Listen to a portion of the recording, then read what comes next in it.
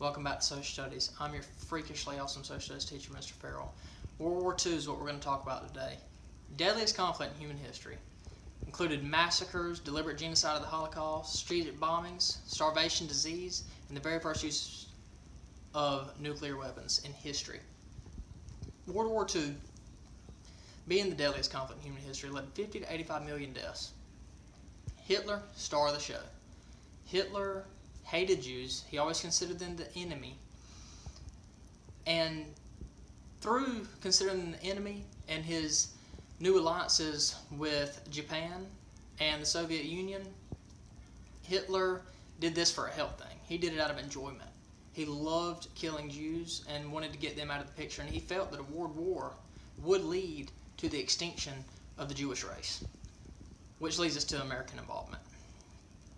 Japan at this time was also trying to expand through Southeast Asia.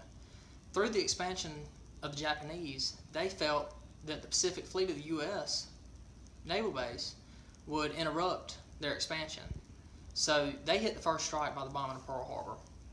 At this time, President Franklin Roosevelt considered this day a day of infamy. December 7th, 1941, Pearl Harbor gets bombed by the Japanese. Later on down the road, we decided to enter into World War II. During this whole time frame of us trying to get the conflict of President Roosevelt, of getting the conflict handled between us and Japan and ending this World War, President Roosevelt dies. Upon the death of President Roosevelt, Vice President Harry Truman, 33rd President of the United States, approves the use of nuclear bombing, which is going to put all of this to an end. Atomic bombs were sent and dropped on Hiroshima and Nagasaki, Japan. This is bad stuff. It leads to basically the extension of race, basically through the use of radiation on the aftermath of the bombing itself. We have concluded that the use of atomic bombs can also relate to science. Uranium is used in the making of atomic bombs is equivalent to about 20,000 tons of TNT.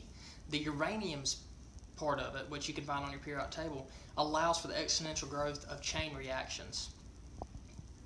In this aspect of it, we dropped the bomb on Japan, game over, World War II ended. Back-to-back World War champs, United States, USA!